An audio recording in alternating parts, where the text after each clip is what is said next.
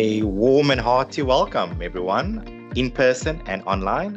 I'm Jody Martin. I head up executive education at the Graduate School of Business. There's a growing interest in terms of VR, the innovation around it, and also how business schools can get involved in the latest trends, the innovation, and how we can take on leaders and students into a very immersive and very realistic experience. The educational landscape is changing very fast. And if we don't understand the pros and cons, we'll be left behind. So I'm looking forward to hearing from the experts and how we as a business school can partner and understand what is coming our way, how we need to navigate it, and how we can create successful and practical immersions for our students.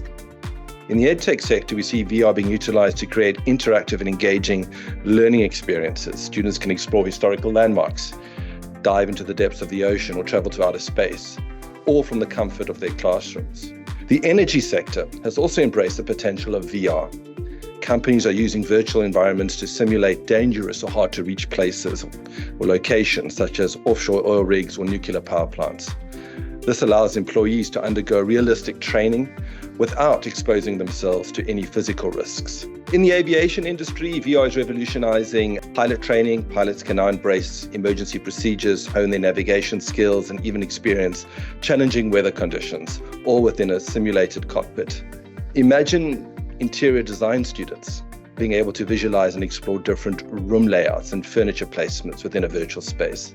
Together, let's embrace the potential of VR to reshape education and unlock the new possibilities for learners worldwide.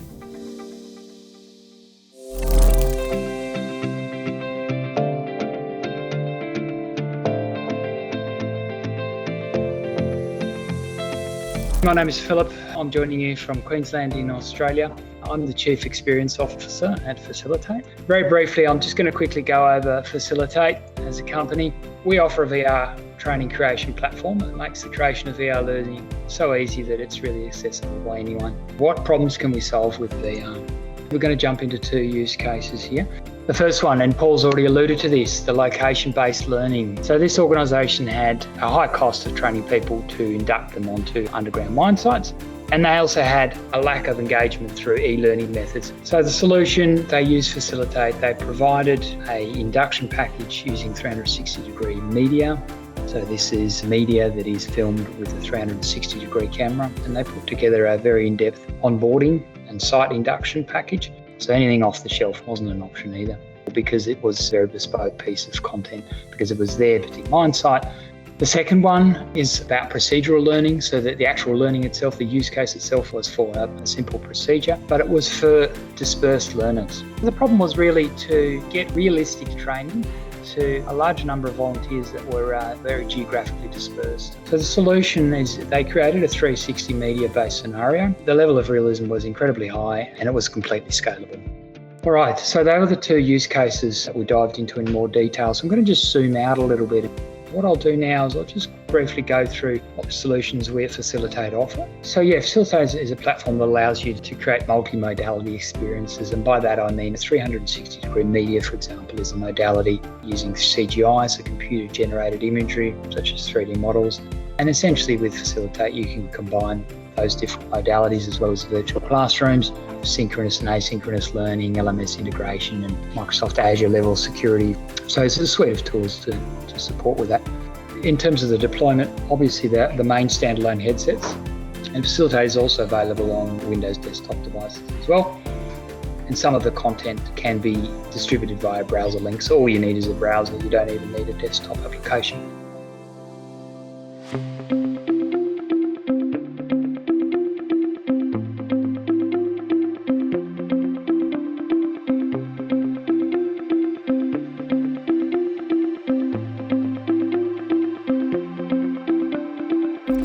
I think education and where we are going with regards to this technological explosion is even more important than ever. So, question I think for today is this amazing technology that we're speaking about. How do we practically use it? Is it only for people who can really afford it?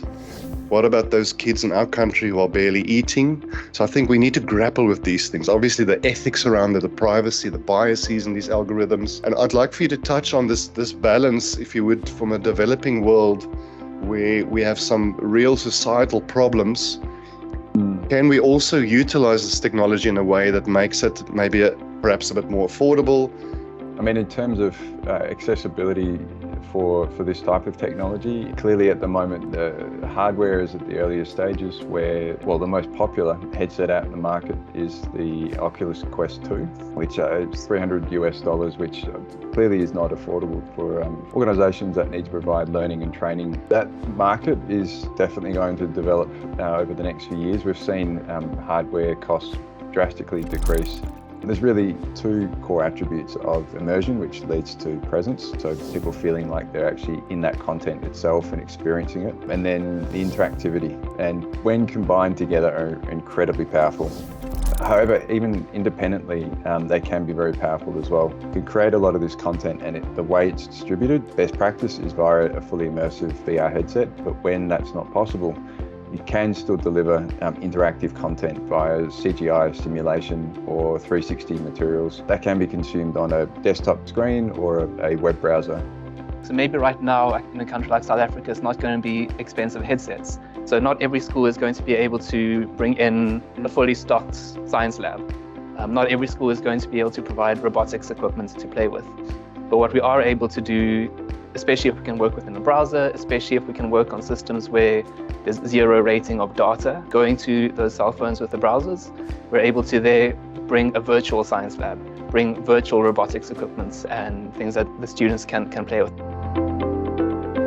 I do see there are some questions online, but let me maybe ask you if you have a question, if you can just put up your hand. I think my question brings all of this together. I always ask myself, how are you going to be gearing up towards the advancements? But then how do I ensure that I at least prepare myself, I educate myself, I position myself so that I can be part of the good execution of the technology? All you need just to be able to do is structure content in a meaningful way that facilitates learning. And eventually the technology will coalesce around that. So the same way that we're experiencing this VR stuff now, yeah, it's still in its infancy, so it's going to be technically based to the bands who know how to go in and do the 3D modeling, etc., etc. But then it will scale to a point where you don't have to have that knowledge. Platforms like Facilitate are actually designed for people like yourself to actually experiment, really work out how you and your trainees or learners can actually benefit from this technology itself. And then there's other content easily available as well that you can download for free to really develop your understanding of how this technology works. You know, something that I'm sort of left with and thinking about is this aspect of empathy. Because empathy is like a key component to how we behave and how we are in the world. If you don't have that empathy, I think it's very difficult to design an experience. I would love to see this group grow and develop. But what I really would like to do is create a culture of learning